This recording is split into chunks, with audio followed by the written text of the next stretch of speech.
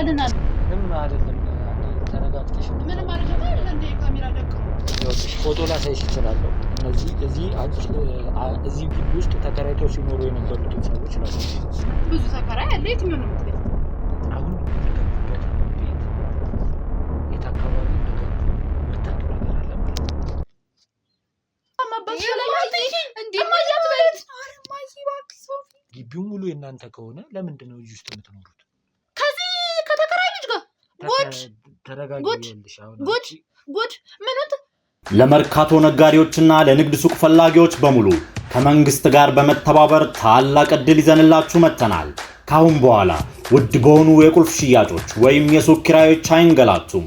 ተክለ ሃይማኖት ጎማ ተራ ፊት ለፊት ግዙፍ G+4 የንግድ ማዕከል በመንግስት 30% ድርሻ እየተገነባ በሚገኘው ሳይታችን ላይ 11 ካሬ ከ3.3 ሚሊዮን ብር ሙሉ ክፍያ ጀምሮ አሊያም ከ990 ሺህ ብር ቅድመ ክፍያ ጀምሮ 22 ካሬ ከ4.4 ሚሊዮን ብር ሙሉ ክፍያ ጀምሮ አሊያም ከ640 ሺህ ብር ቅድመ ክፍያ ጀምሮ 32 ካሬ ከ6.4 ሚሊዮን ብር ሙሉ ክፍያ ጀምሮ አሊያም ከ640 ሺህ ብር ቅድመ ክፍያ ጀምሮ በአንድ ዓመት ጊዜ ብቻ በኔት ኤሪያ እና በፉል ፊኒሽድ የምናስረክቦት ሲሆን ለበለጠ መረጃ ከታች ባለው ስልክ ቁጥር ይደውሉልን። ሜሪት ፕሮፐርቲስ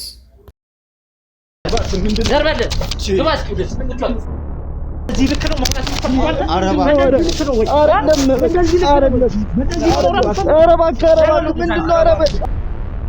እንደዚህ ኤችአይቪ በሽተኛ ነኝ በሚል በተኛበት ቦታ ላይ ምን አይነት ሰው ብትሆን ነው? አሁን ህሊና የለ እዚህ ጋር ቁጭ ብለን ስንጨቃጨቅ ራሱ አያምርብንም።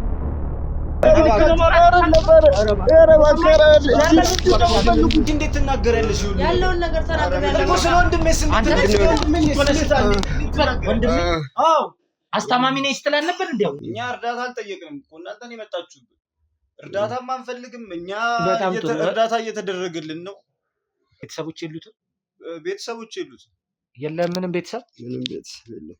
ማን ነው ያለው? እንዴት ነው የምትኖረው? ይሄ ነገር ራሱ እናንተ ቢቀርባችሁ እኮ ነው የሚሻለው። ምንድነው የምትፈልጉት? ምንድነው የሚቀርብ? ኤችአይቪ ነው ተብሏል። እንግዲህ ያው የሀገር መድኃኒት አሸክሞኛል። የምችለው እንዴት ነው? እዛ አካባቢ ላይ የት አካባቢ ነው የሚኖረው? ስለዚህ እኔ የምፈልገውን ነገር ታደርግልኛለህ፣ አንተ የምፈልገውን ነገር አደርግልሃለሁ። ምንድነው እያወራሽ ያለሽ? የዲና አገልጋይ ነሽ አንቺ? ነበርኩ። ይህን ነገር ካላደረግሽልኝ መጨረሻችን ነው የሚሆነው። እኔስ ብሞት? እንዴት ነው አንተ የምትሞተው? እሺ እኔ ልሞት? ትላንትና እኮ ሲከታተሉን ነበረ። ወደ 8 የሚሆኑ ሰዎች ዱላ ይዘው በሩን ገንጥለው ገቡ እና እናንተ ስለ ልዑል እያጣራችሁ እንደነበረ ነው። ይህንን መረጃ ቢያንስ ይጠቅማቸዋል ብዬ አስቤ ነው። መቅደስ ከምታስበው በላይ በጣም ተራቃሚ የምትችል አይነት ሰው ናት። የት ነው የሚገኘው? ምናልባት የኛንም ልዑል እዛ ደብቃው ሊሆን ይችላል። እሱ የደበቀችበትንም ቦታ ደብቃው ሊሆን ይችላል። ቤቷ ውስጥ ቁጭ ሆነ እንዴት የገታ ሁኔታውንም እንዴት እንደነበረ በምን አይነት መንገድ እንደነበረ እሱንም እንድትነግሪኝ እፈልጋለሁ። ስለ ልዑል ነፍስሽን ሸጠሽ ነው እንዴ እንጀራ መብላት የምትፈልጊ? ዲና ሰራተኞች ቤተሰቦቻችሁን እንደዚህ ለምን? ምክንያቱም አደገኛ ሴትዮ ስለሆነች። ማንኛውም ልጅ ኖርማል ልጅ ሆኖ አይደለም የተፈጠረው። ኬዝ አለበት። መድኃኒቶቹ በዛ ላይ እኔ ጋር ናቸው ያሉት። እንደዚሁ በቃ እለት ተዕለት የሚወድቅ ልጅ ነው፣ ታማሚ ነው። በልዑል የተነሳ ይቅርና በማንኛውም ሰው ለማንኛውም ሰው እርዳታ የምናደርግ ሰዎች ነበረ። የተለየ ስል ትንሽ ወደ እርጅናው ጠጋ የሚል አለባበስ ነው። ካፖርት ኮፍያ ምናምን ብቻ ራሱን ለመቀየር ሞክሯል። እዚህ ነበረች፣ ወደ ለስራ ጉዳይ ነው ወደ ውጭ ሄደችው፣ ትመለሳለች ምናምን ነገር አለ።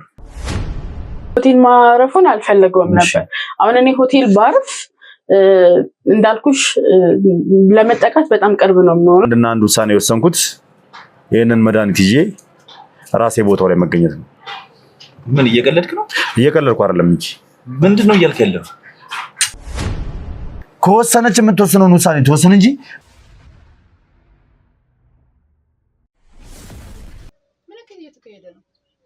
ምንም አይደለም። አንዴ ተረጋግተሽ ምንም አይደለም አይደል እንዴ ካሜራ ደቅ ነው። ካሜራው አስፈላጊ ስለሆነ ነው። የግለሰብ ቤታችን አስፈላጊ ነገር አለ እንዴ? ይኸውልሽ የኔ እናት አንዴ ተረጋግተሽ አዳምጪ። ምንድነው ማዳምጠው? ካሜራው አጥፋልኛ መጀመሪያ። ካሜራው ይጠፋል። ይኸውልሽ ተረጋግተሽ መጀመሪያ እናውራ። ለአንዳንድ ጥያቄዎች ስለፈለግንሽ ነው። እና ካሜራ ጥያቄውን የሚያካሄደው ካሜራው እንዴ አንተ መስለኝ እኮ ተረጋግተሽ መጀመሪያ ማውራት ያለብንን እናውራ።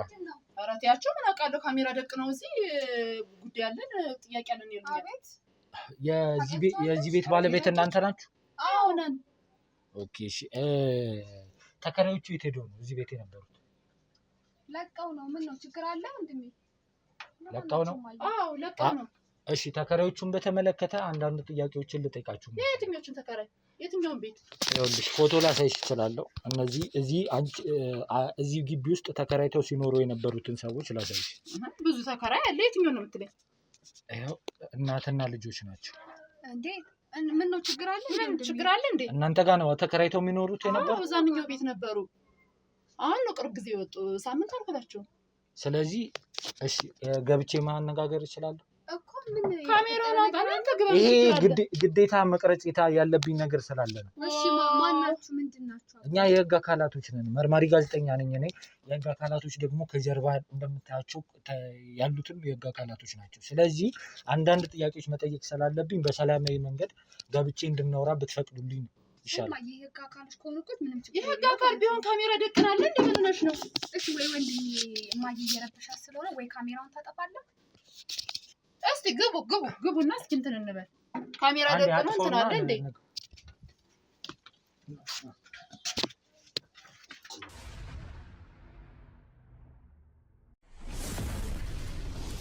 ውድ ቤተሰቦች መግቢያ ላይም እንደነገርኳችሁ ያው የስለሺ ቤተሰቦች ይገኙበታል ወደ ተባለው ቦታ ላይ ደግሞ ደርሰናል።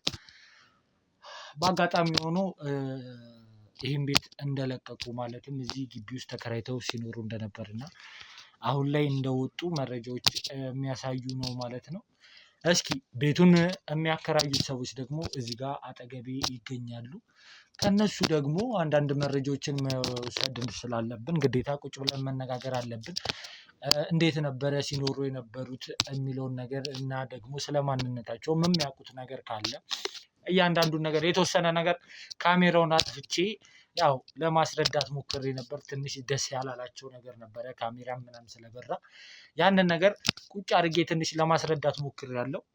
እሱን ነገር ትንሽ አውርተናል።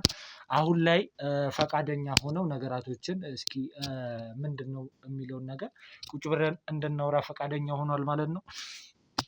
ያው እንግዲህ ውድ ቤተሰቦች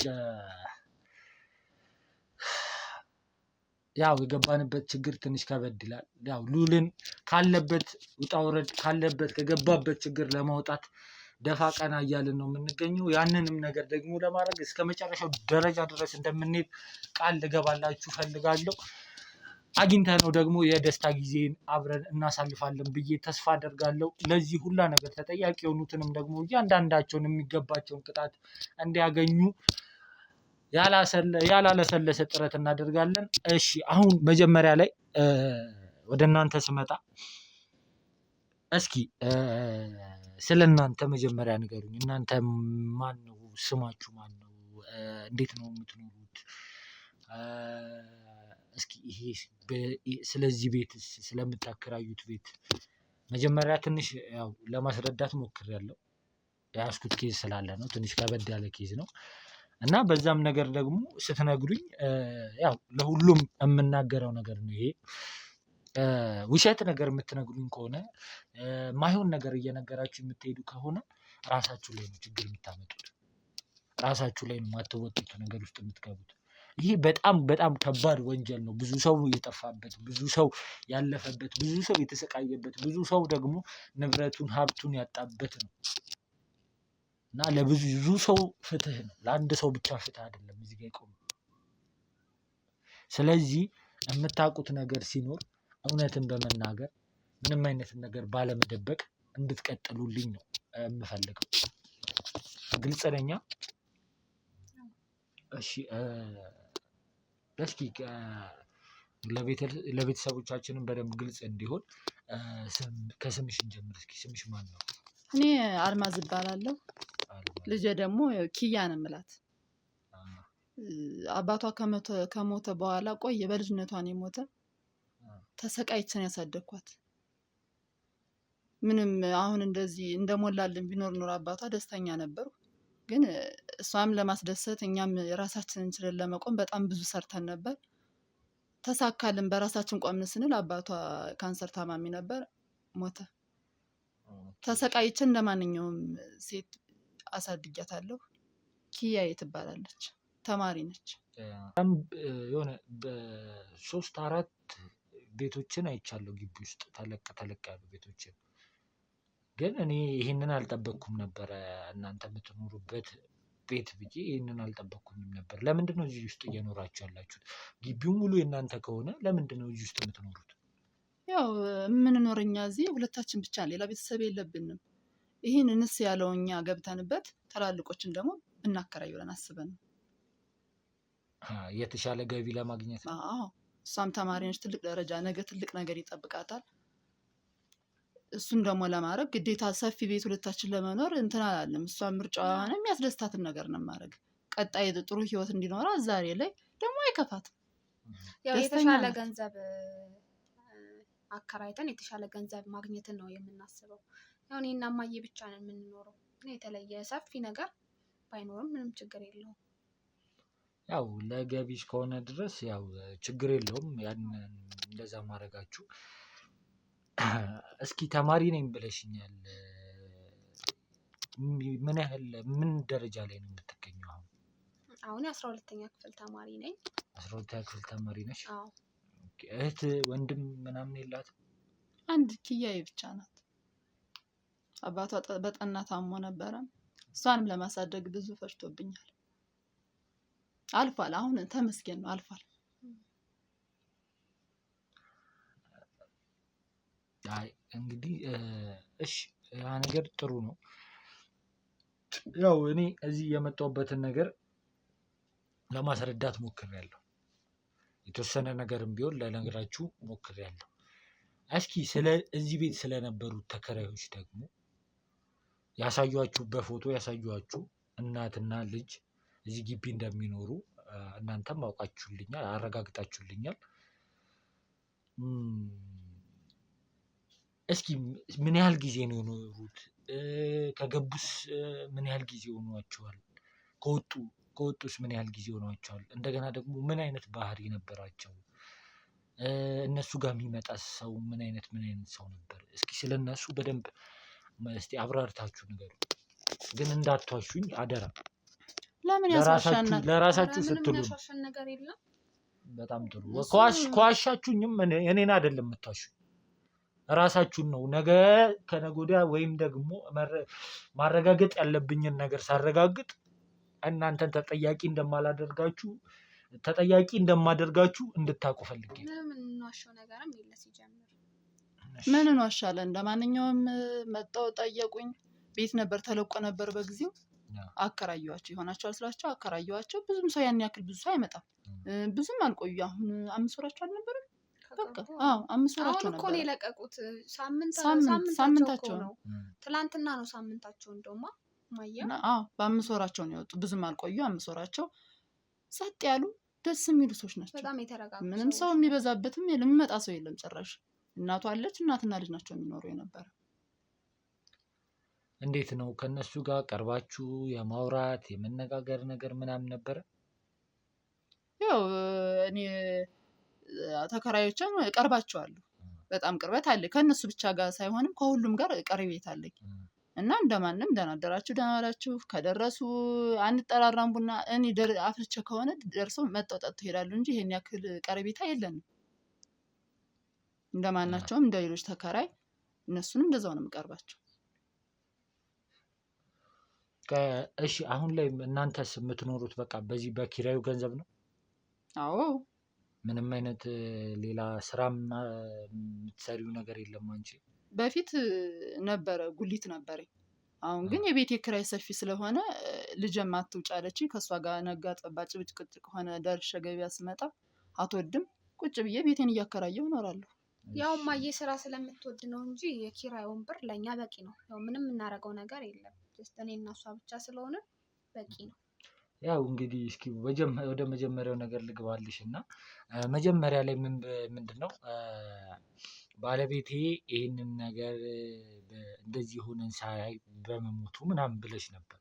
ይሄ ቤት ጉሊትም ነበር የምሰራው ብለሽኝ ነበር። እኔ ይሄ ግቢ እንዴት ነው ማለት እንዴት ነው ያንቺ ሊሆን የቻለው? ከየት ነው የመጣው? ምንጩ አመጣጡ እንዴት ነው? እስኪ ባሌ እኔም የክፍለ ሀገር ልጆች ነን እና ከክፍለ ሀገር ከአባትና ከእናታችን የምናገኘው ውርስት አለ። እሱን ውርስ ሽጠን ስንስማማ የእሱን ቤት ነበረው የራሱ ክፍለ ሀገር፣ የኔም ቤት ነበረኝ። እሱን ሽጠን ትንሽ ብር ጎደለን ይሄን ቤት ለመግዛት። ያኔ ተከራይተን የምንኖርበትን ቤት ብታይ አታመንኩላ።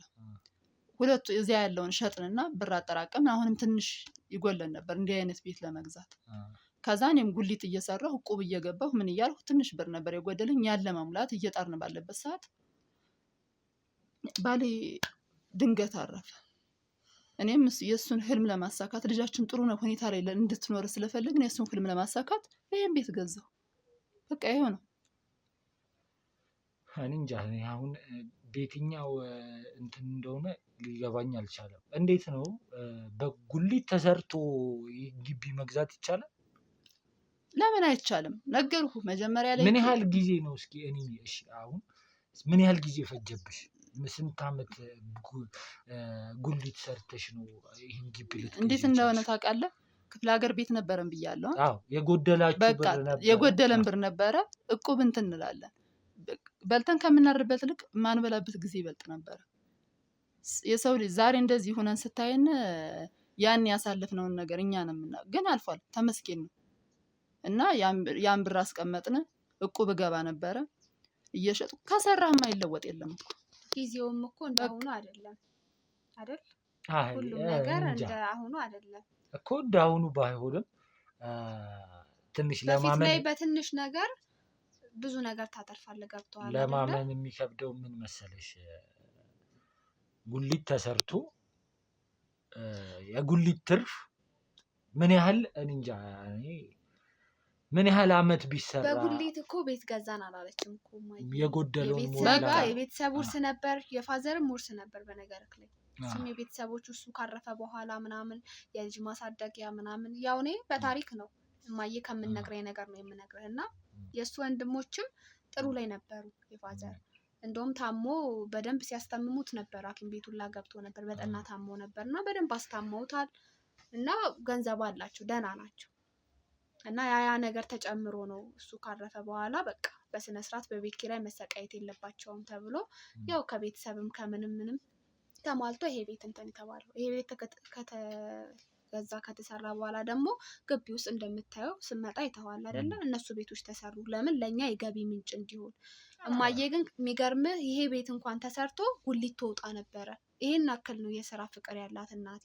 እኔ ነኝ አስታውኳት። ምክንያቱም አንድም እኛ እዚች ትንሽ ቤት እንድንኖርም የተደረገው ለዛ ነው። ያ ቤት ተከራይቶ እኔ እና እሷ እዚህ ቤት እንትን ብለን ያ ቤት ገቢ እንዲሆን ለኛ መኖሪያ እና እማዬም ደግሞ እድሜዋም እየሄደ ስለሆነ እርፍ ብላ እንድትኖር ማለት ነው። ስለዚህ ምንም የተለየ ነገር የለውም እኮ። እሺ ያው የመስራት ፍላጎቷ በጣም እንትን ያለ ነው ብለሽ ነው። ያው መስራት ፍላጎት ካላት ችግር የለውም እኮ። ማንም ሰው ቤት ከሚቀመጥ ቢሰራ ነው የሚሻለው። ያው ለጤናም ለምንም ቤት መቀመጥ ጥሩ አይደለም። ያው ሌላ ስራ ጠፍቶ ነው ወይስ እንዴት ነው? የሆነ ነገር መክፈት አቅቷችሁ ነው ወይስ በምን አይነት መንገድ? አይ እንዳልከው ነው። አሁን እማዬ ያው አንደኛ የክፍለ ሀገር ልጅ ናት። ብዙ ስራዎች ምናምን የጉልበት ስራዎች ምናምን ትደፍራለች። እና አሁን ደግሞ ይሄን የጉልበት ስራ ስትሰራ ለሷ ጥሩ አይደለም። እድሜም እየሄደ ነው፣ ብዙ ነገር አለ። እና እኔ አሁን አሪፍ ገቢም ስለምናገኝ የተሻለ ነገር ለምሳሌ ሱቅ ከፍተን ቁጭ ብላ እንድትሸጥ የምፈልገው እንጂ እንደ ድሮ ጉሊት ፀሐይ እየቀጠቀጣት እሷ ማየት ስለማልፈልግ። ይሄ ደግሞ ሱቅ ደግሞ ፕሮሰስ አለው። ገብቷላ? ገንዘብ ስላለ ብቻ ዘለህ አታሳካውም። እና እሱን ደግሞ አሁን እየተነጋገርን ነው እንጂ ሳናስብ ቀርተን አይደለም። አይ ጥሩ ነው እንግዲህ ይህን ያለ የስራ እንትን ካላችሁ ሞራል ካለሽ አሪፍ ነው። ቤት ከመቀመጥም መስራትን የመሰለ ነገር የለም። ኧረ እምቢ አለችኝ እንጂ እኔስ ብሰራ ነው የሚሻለኝ እዛው። አዎ ግን እንጃ እሱን ያመጣጡን ሁኔታ ትንሽ አልተዋጠልኝም። ግን ችግር የለውም። አሁን ወደ ዋናው ነገር ልግባላችሁና እኔ ወደ መጣሁበት ነገር ቅድምም ለመናገር ሞክሬያለሁ መጀመሪያ ላይ ካሜራ ማጥፍቼ አውርተናል። እኔ ወንድሜን እየፈለግኩ ነው ያለሁት። በደንብ ልብ ብላችሁ እንድታዳምጡኝ ይፈልጋለሁ። ወንድሜ ዲና በምትባል ሽፍታ፣ ዲና በምትባል ወንጀለኛ ከሷ ጋር ስምምነት አቀርባለሁ ብሎ እንደወጣን ይቀራል። እሱን ያለበትን ቦታ ለማወቅ እሱ ማን እጅ ላይ እንደሆነ ለማወቅ ነው እየጣርኩ ያለሁት። ስለዛ ስላለበት አካባቢ የሚያውቅ ሰው ደግሞ ተጠቁሜ እዚህ ቤት የመጣሁበት ዋነኛ ምክንያት እዚህ እናንተ ቤት ውስጥ ሲኖሩ ተከራይተው ሲኖሩ የነበሩት እናትና ልጅ እኔ የምፈልገው ስለሺ የሚባል አንድ ግለሰብ አለ። የሱ ሚስትና ልጁ ናቸው። የልዑልን መገኛ ልዑል ያለበትን አካባቢ በደንብ የሚያውቅ ልዑል ስለሄደበት አካባቢ በደንብ የሚያውቅ ሰው ነው። የዲናም አገልጋይ ከሆኑ ሰዎች መካከል አንደኛው ነው። እዚህ ደግሞ እናንተ ጋር የነበሩት እናትና ልጅ የእሱ ሚስትና ልጁ ናቸው። እነሱን እዚህ አዲስ አበባ ደብቆ ነው ያኖራቸው። ምክንያቱም ዲና ማለት በጣም አረመኔና በጣም ጨካኝ ሰው ናት። ለእሷ አገልጋይ ቢሆንም የእሷ አገልጋይ ሰራተኛ ቢሆንም የሆነ ሰዓት ላይ ምንም አይነት ጥፋት ቢገኝበት ቤተሰቦቹን ከማጥፋት ወደኋላ የምትል አይነት ሰው አይደለችም። ያህንን ፍራቻ ነው ገና ለገና ወደፊት ብጣላት ወደፊት የሆነ ነገር ቢፈጠር ብሎ ነው ቤተሰቦቹን እዚህ አሽሽቶ ያስቀመጣቸው። ከነዛም መካከል ደግሞ ታስታውሳላችሁ፣ እርግጠኛ ነኝ ወንድሞቹ ደግሞ እዚህ ቤት ይመጡ ነበር። 2 ወንድሞች ነበሩት። ሚስቱ ጋርና ልጁ ጋር ይመጣሉ አልፎ አልፎ። እሱም እዚህ ቤት መጥቶ እንደነበረ መረጃ አግኝቻለሁ። ወንድሞቹም የነገሩኝ ነገር አለ። ሚስቱና ልጁን ለማየት ደግሞ በየተወሰነ ጊዜው እንደሚመጣ አውቃለሁ። አሁን እንድታደርጉልኝ የምፈልገው ነገር እነዚህ ሰዎች የት እንዳሉ አድራሻቸውን ሲገቡ፣ መቼስ ዝም ብላችሁ ማንንም ሰው አታስገቡ። ሲገቡ የተሰጣችሁን የማታወቂያም ኮፒ ሊሆን ይችላል፣ የተለያዩ አይነት ማስረጃዎችን ይጠቅመዋል ብላችሁ የምታስቡትን ነገር እንድትሰጡኝ ይፈልጋሉ። ለዚህ ነገር ማትተባበሩኝ ከሆነ ወይም ደግሞ ያልሆነ መልስ የምትመልሱልኝ ከሆነ አሁንም እናንተ ላይ ነው ነገሩ የሚብሰው። ቀሪ ጊዜያችሁን እስር ቤት ውስጥ ማሳለፍ የማትፈልጉ ከሆነ በስነ ስርዓት እውነት ያለው ነገር እንድታወሩ ነው ፈልገው። እኔ አይጥቀምህ እንዴት አውቃለሁ? የወጡት ከሳምንት በፊት ነው። ለምን እንደለቀቁም በስነ ስርዓት ነው። ምንም የተደራረገ ነገር የለም። ሲወጡም ትምህርት ቤት ልማር ነው ልጁ ትምህርት ሊማር ነው እና የሚማርበት ቦታ ራቀኝ፣ ያገኘው ትምህርት ቤት ራቀኝ ብሎ ነው የወጡ እናትና ልጅ። እንዴት አውቃለሁ? በሰላም ነው የተለያየ ነው። ምንም ነገር የለም። በሰላም እንደውም ቡና ፍልተ ልጅ በሰላም የተለያየ ሌላ ነገር የለም።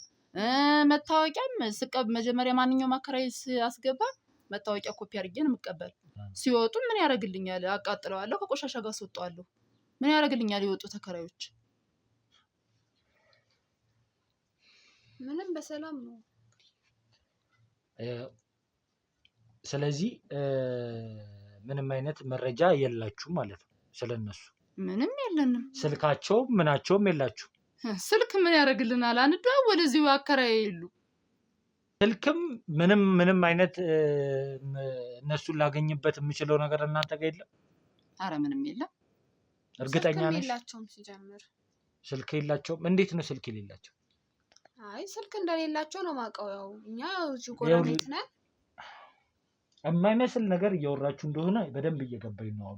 ከዚህ በኋላ እኔ ጊዜ ማቃጠል አልፈልግም። የላቸው ማለት እኔ ከዚህ በኋላ ጊዜ ማቃጠል አልፈልግም በእናንተ። አንድ ነገር ልንገራችሁ ሁለታችሁ ወንጀለኛ ተባባሪ በመሆን ወንጀለኛን በመደበቅ ሲጀምር ከቅድም ጀምሮ በጣም እየዛትክ ነው። እየነገርኳችሁ ነው። የማደርገውን ነገር ነው የምነግራችሁ። ምንድነው የማደርገው አክብረንክ እቤት ይኸው ለዛውም ካሜራ ደቅነህ ቁጭ ብለህ እንትን አልክ። ግን በጣም ብዙ እያወራክ ነው። በቃ እኛ የምናውቀውን ነገር እየነገርንህ ነው አይደል? ማከራየት የለብንም ነው ወይንስ ስናከራይ የተከራየን ሰው ሁሉ መረጃ ማስቀመጥ አለብኝ? ይሄ ነገር ይመጣል ብዬ ማስቀመጥ አለብኝ? መረጃ ማስቀመጥ ግዴታሽ ነው። የምታከራዩን ሰው ማንነት ምንነት ማወቅ መቻል። ከወጡ እንዴት የማይመስል ነገር ስልክ የላቸውም። እንዴት ነው በዚህ ጊዜ ስልክ መደዋወያ ስልክ የላቸውም። ስልካቸውንም አላውቅም። ስልካቸውን አናውቅም። ግን ተከራይናቸው ወጡ። ሲወጡ ደግሞ አሁን መች ቀን ነው እንደውም ሳስተካከል መሳቢያ ውስጥ ነበር አጸዳደውት። በጣም ጥሩ እንጂ ምንም መረጃ የለኝም። ችግር የለውም። መረጃ የላችሁም አይደለ? በጣም ችግር የለውም።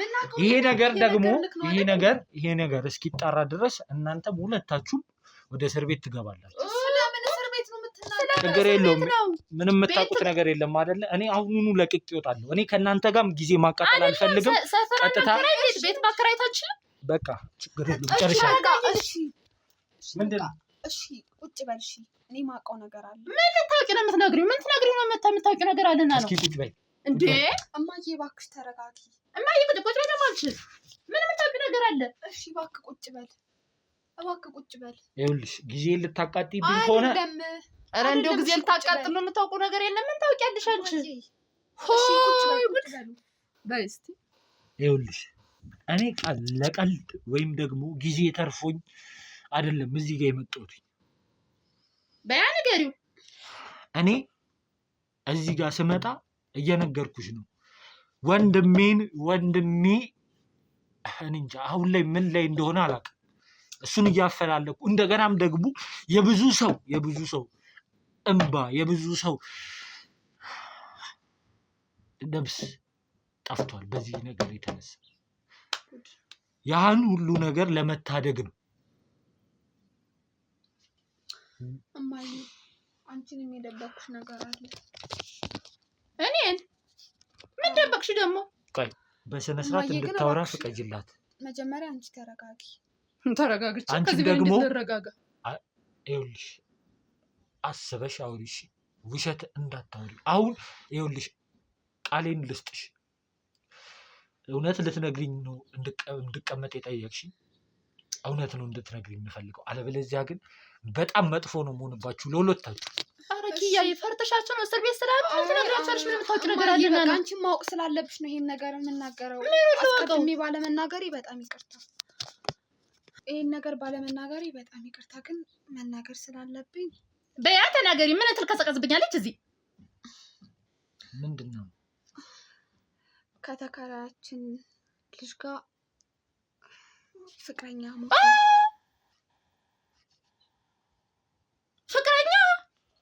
ፍቅረኛ ማለት ጓደኛ ከዚህ ከተከራይ ልጅ ጋር ተረጋግልሽ። አሁን ጉድ ምኑት?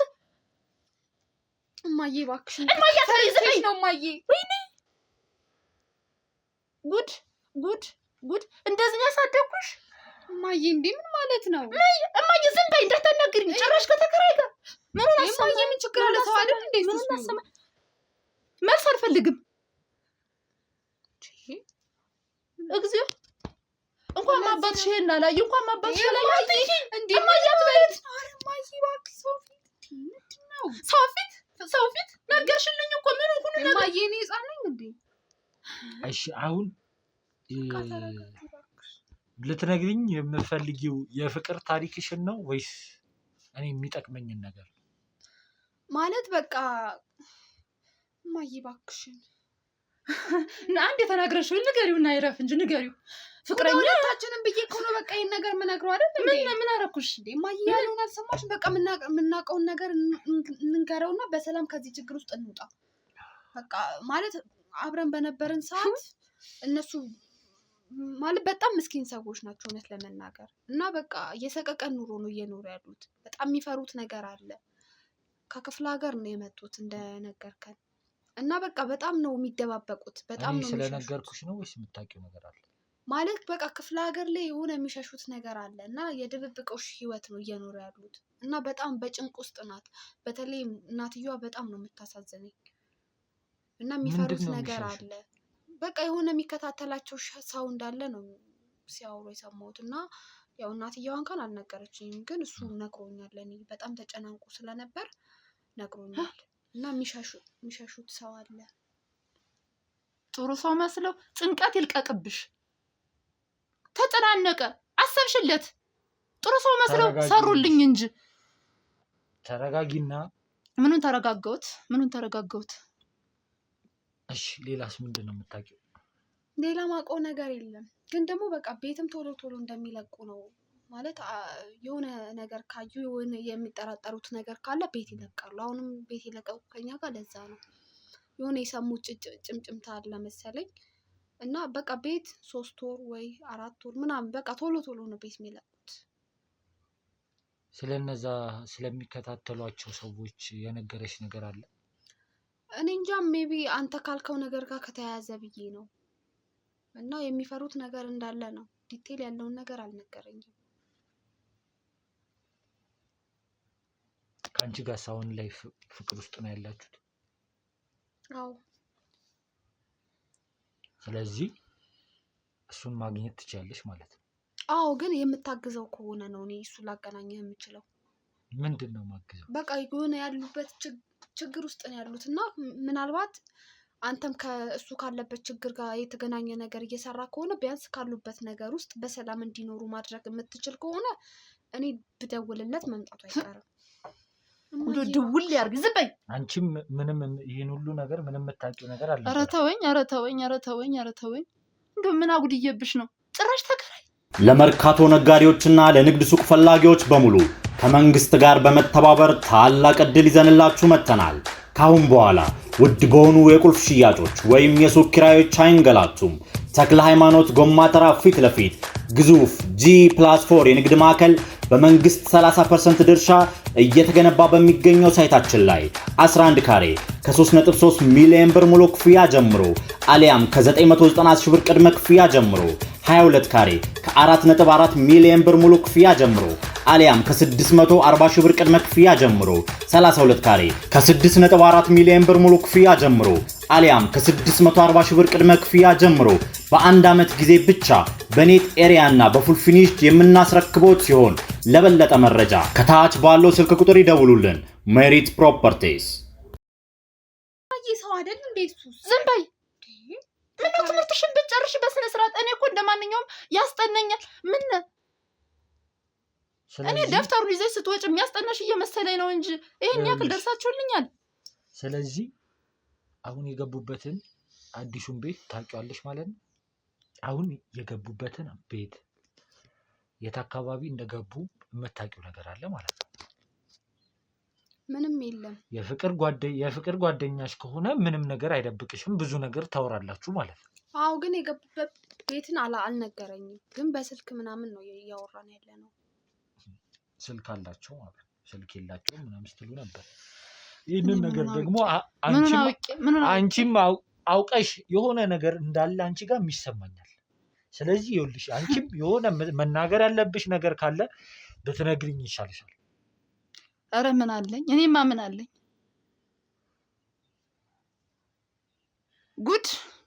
አረማዬ እባክሽ። ተሰቃይቼ አሳድጌ ይሄውን መጨረሻ። በጣም ጥሩ። አሁን ይኸውልሽ እኔን መተባበር ነው የሚጠቅምሽ። የማውቀውን ነገር እኮ ነገርኩ። ለአንቺም ለእናትሽም የሚጠቅመው እኔን መተባበር። አንዴ ገለሽኛል። የምታውቂውን ነገር ካለ ንገሪያቸውና እንገላገል። ከዚህ ጉድ እንውጣ። ምንድነው የምታረጊልኝ መሰለሽ? አሁኑኑ በጣም እንደምትፈልጊው ደውለሽ ትነግሪዋለሽ። እሺ፣ ግን ችግር ውስጥ ቢገባስ? እየነገርኩሽ ነው። ችግር ውስጥ የገባሽው አንቺም እናትሽም ናችሁ። ስለሱ መቸገር አይደለም ሊያሳስብሽ የሚገባው፣ አንቺና እናትሽ የገባችሁበትን ችግር ነው ማሰብ። እንደኛ እኮ ምንም የምናውቀው የተለየ ነገር የለም። ስለዚህ የምነግርሽን ነገር አድርጊ። ወደዛ ወደዚህ ሁለቴም ማሰብ አይጠበቅብሽም። ቀጥታ ትደውያለሽ። እንዲመጣ በአስቸኳይ እቤት እዚሁ። እሺ ቀጣይ ምንድን ነው የሚሆነው? የሚሆነውን አብረን የምናየው ይሆናል። የሚሆናት ደውይላቸዋል። ስልኳን ትሰጧታላችሁ፣ እንዲደወል ይደረጋል።